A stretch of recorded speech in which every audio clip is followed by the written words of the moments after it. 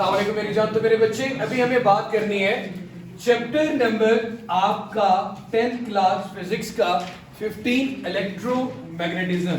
मेरे बच्चे इससे प्रीवियस चैप्टर में इलेक्ट्रिसिटी आप पढ़ चुके हैं। अब मेरा बेटा आपने पढ़ना है मैग्नेटिक इफेक्ट्स ऑफ करंट। इस इलेक्ट्रोमैग्नेटिज्म लाइन को ध्यान से सुनना। आप करंट के मैग्नेटिक इफेक्ट्स की बात कर रहे हो, मैग्नेटिक इफेक्ट्स की वजह से करंट की बात नहीं हो रही। Magnetic effects of current, physics की वो ब्रांच जिसमें आप मैग्नेटिक इफेक्ट्स ऑफ करंट की बात करो, उसे आप मेरे बच्चे क्या नाम देते हो? इलेक्ट्रोमैग्नेटिज्म का। मैं बहुत ज्यादा डिटेल में नहीं चाहता। मैग्नेट एक ऐसा पत्थर जो लोहे की बनी हुई चीजों को अपनी तरफ अट्रैक्ट करता है। जैसे जैसे इंसान ने मैग्नेट के बारे में जानना शुरू किया तो उसको इस बात का भी पता चला कि आपकी जमीन भी एक बहुत बड़ा मैग्नेट है जो सूरज से आने वाली हार्मफुल रेस को रोकती है। जब आप सेकेंड ईयर में तशरीफ लाएंगे तो फिजिक्स ऑफ सॉलिड एक चैप्टर है आपका, पीटीबी का चैप्टर नंबर 17, केपीके और फेडरल की बुक का चैप्टर नंबर 16।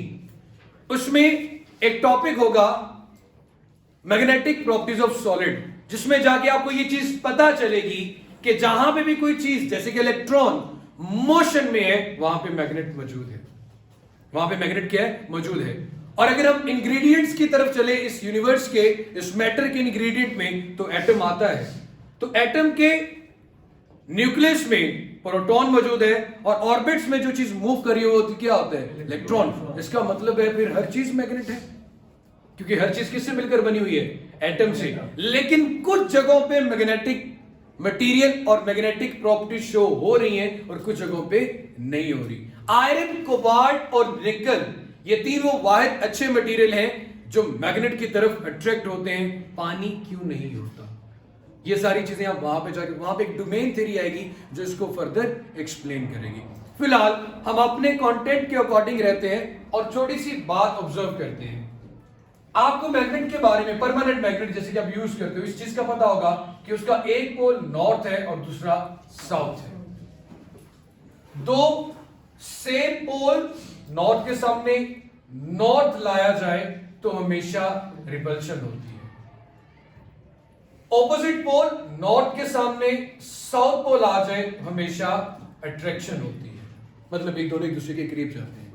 जैसे electric field line positive to negative जाती है, इसी तरह मैग्नेटिक फील्ड को, जहां पे मैग्नेट मौजूद होता है उसकी सराउंडिंग में उसका कौन सा फील्ड होता है? Magnetic field. और मैग्नेटिक फील्ड लाइंस हमेशा ड्रॉ की जाती हैं नॉर्थ टू साउथ। क्लियर हो गया मेरे बच्चे? हुआ कुछ यूं। अब कहानी कैसे स्टार्ट होती है इलेक्ट्रोमैग्नेटिज्म की। ओरेस्टेड हेनरी एक साइंटिस्ट है, एक टीचर भी है, अपने स्टूडेंट्स के साथ एक एक्सपेरिमेंट परफॉर्म कर रहे थे। एक्सपेरिमेंट क्या परफॉर्म कर रहे थे? उन्होंने एक सीधी वायर ली, स्ट्रेट कंडक्टिंग वायर, कोई कॉइल की बात नहीं कर रहा, एक स्ट्रेट वायर ली। सर उस स्ट्रेट वायर को एक तरफ से बैटरी का पॉजिटिव टर्मिनल प्रोवाइड कर दिया, दूसरी तरफ से बैटरी का नेगेटिव। हम यहां पे एक स्विच भी बना लेते हैं कि लाइक आप इस सर्किट को अपनी मर्जी से ऑन भी कर सको और ऑफ भी कर सको। हुआ यूं, उन्होंने स्ट्रेट वायर के अक्रॉस कुछ कंपास निडल रख दी एक स्पेसिफिक सिमेट्री में। अब क्योंकि अर्थ itself a very big magnet, जमीन क्योंकि खुद बजाते एक बहुत बड़ा मैग्नेट है, और कंपास निडल का इस्तेमाल करते हैं मैग्नेटिक फील्ड की डायरेक्शन मालूम करने के लिए। कंपास निडल की जो सुई है, निडल है, वो हमेशा नॉर्थ से साउथ की तरफ जाएगी, नॉर्थ से साउथ की तरफ जाएगी। लेकिन उसमें कोई फोर्स लगेगी तो जाएगी ना, ऐसे तो नहीं जाएगी। सबसे पहले वो जमीन के, जब आपने सर्किट को ऑफ रखा, ये कंपास निडल ऊपर नॉर्थ है, नीचे क्या आ रहा है? साउथ। तो ये कंपास निडल जमीन के मैग्नेटिक फील्ड के साथ अलाइन थी, कोई फर्क नहीं पड़ रहा था। हुआ यूं कि जैसे ही ओरेस्टेड हेनरी ने इस स्विच को क्लोज किया, इस वायर में करंट का फ्लो स्टार्ट हो गया। कन्वेंशनली पॉजिटिव टू नेगेटिव बात करते हैं। जैसे ही करंट फ्लो करना स्टार्ट हुआ तो उसकी सराउंडिंग में उसने एक चीज ऑब्जर्व की। उसने यहां पे कोई मैग्नेट तो इस्तेमाल नहीं किया। क्या आपको यहां पे कोई मैग्नेट नजर आ रहा है? नो। उसने देखा कंपास नीडल एक खास डायरेक्शन में मूव करना शुरू हो गई है। सारी कंपास नीडल एक खास डायरेक्शन में मूव करना शुरू हो गई है। ये नीडल सपोज इस डायरेक्शन में आ गई सारी। उसने बोला यार मैंने यहां पे कोई मैग्नेट इस्तेमाल नहीं किया तो कंपास नीडल कैसे मूव करना शुरू? स्विच को दोबारा ऑफ करें, नीडल्स फिर ओरिजिनल पोजीशन पे चली गई। फिर ऑन किया, दोबारा फिर क्या हो गई है मेरा बेटा उसी खास डायरेक्शन में। उसने बोला इस बात से कंक्लूजन निकाल ली कि जब किसी वायर में करंट पास होता है, आपकी बुक में मैग्नेटिक फील्ड और स्टेडी का मतलब एक स्ट्रेट वायर की बात कर रहे हैं। जब करंट पास होता है तो उसकी सराउंडिंग में मैग्नेटिक फील्ड पैदा हुआ तो मैग्नेटिक फोर्स लगी। उसने बोला जिसकी सराउंडिंग में क्या पैदा हो जाता है? Magnetic field. क्या पैदा हुआ मेरा बेटा? Magnetic field. स्ट्रेट वायर थी, स्ट्रेट वायर जैसे कि मुझे सराउंडिंग में कवर अप करने के लिए कोई स्फेरिकल चीज चाहिए, सर्कल की शेप में चाहिए, तो यहां पे भी एक सर्कल की शेप में मैग्नेटिक फील्ड पैदा हो गया। इसका मतलब यहां पे भी मौजूद है, यहां पे भी मौजूद है, यहां पे भी मौजूद है। हमें तो डिटेक्शन किसने दी? कंपास निडल ने। अब सवाल ये पैदा होता है या सवाल ये था कि जब किसी स्ट्रेट वायर में करंट पास हो तो उसकी सराउंडिंग में क्या पैदा हो जाता है? Magnetic field. इतनी सी बात समझ में आ गई? मैग्नेटिक इफेक्ट्स ऑफ करंट पैदा हो गया। मैग्नेटिक इफेक्ट्स ऑफ करंट पैदा हो गया। यहां से कहानी स्टार्ट हुई थी। अब मेरे बच्चे आप कहते हैं मैग्नेटिक फील्ड की डायरेक्शन नॉर्थ टू साउथ होती है। आपके पास स्ट्रेट वायर है, इसकी सराउंडिंग में सर्कुलर शेप में मैग्नेटिक फील्ड पैदा होता है। तो मैं कैसे बताऊंगा? सर्कुलर शेप दो तरह की हो सकती है, या फिर आपके पास क्लॉकवाइज या फिर आपके पास डायरेक्शन के लिए क्या यूज करते हो? Anti clockwise. क्लॉक का मतलब जैसे कि क्लॉक की नीडल 12 1 2 3 4 5 मूव करती है। एंटी का मतलब उसके ऑपोजिट। अब यहां पे मैं कैसे बता सकता हूं कि मेरे पास जो मैग्नेटिक फील्ड वायर के करीब पैदा हुआ उसकी डायरेक्शन क्या है? याद रखना इस पूरे चैप्टर में आप डायरेक्शन निकालने के लिए किस पे डिपेंडेंट है? करंट की डायरेक्शन पे। किस पे डिपेंडेंट है? करंट की डायरेक्शन पे। आपके पास अगर स्ट्रेट वायर है, आपके पास अगर एक स्ट्रेट कंडक्टर या स्ट्रेट वायर है तो आप इसकी डायरेक्शन फाइंड आउट करने के लिए राइट हैंड रूल इस्तेमाल करेंगे। इसे राइट हैंड ग्रिप रूल भी कह सकते हैं। राइट हैंड रूल कैसे? सपोज ये कर ले कि ये मेरे पास एक सीधी वायर है, इस सीधी वायर को अपने अपने राइट हैंड से इस तरह ग्रिप कर लिया। राइट हैंड ग्रिप रूल भी कहा जाता है। ग्रिप किया, अब उंगलियां इस तरह आपने मुट्ठी बना ली, लेकिन अंगूठा स्ट्रेट रखना है। अब अंगूठा उस तरफ होना चाहिए जिस तरफ करंट फ्लो कर रहा है।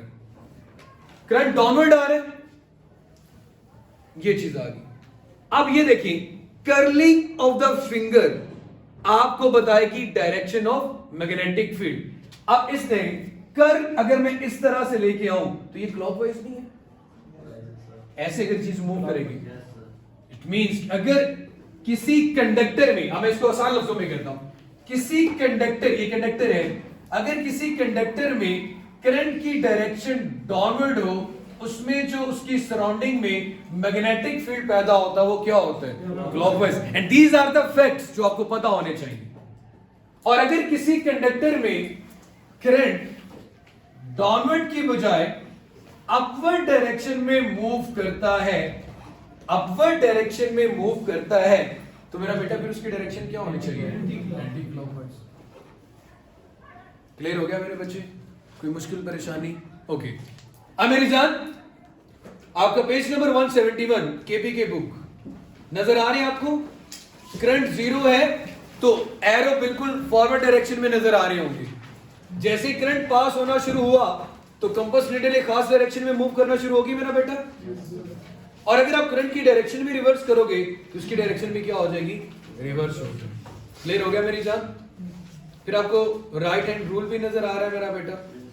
Right hand rule, magnetic field from a current, put your thumb in the direction of current and curl your finger around the wire, show the direction of magnetic field. And this rule is for the direction of conventional current. क्योंकि आप current की एक ही direction लोगे, या तो positive to negative या negative to positive. लेकिन हम कौन सा करंट लेंगे? Conventional, positive to negative. तभी जाके आप ये चीज बता सकते हैं. अब मेरे बच्चे, ये तो एक सीधी वायर थी. अगला जो टॉपिक है वह magnetic field due to a coil और सोलेनॉइड. सबसे पहले आपको यह पता होना चाहिए what is the difference between straight wire and coil.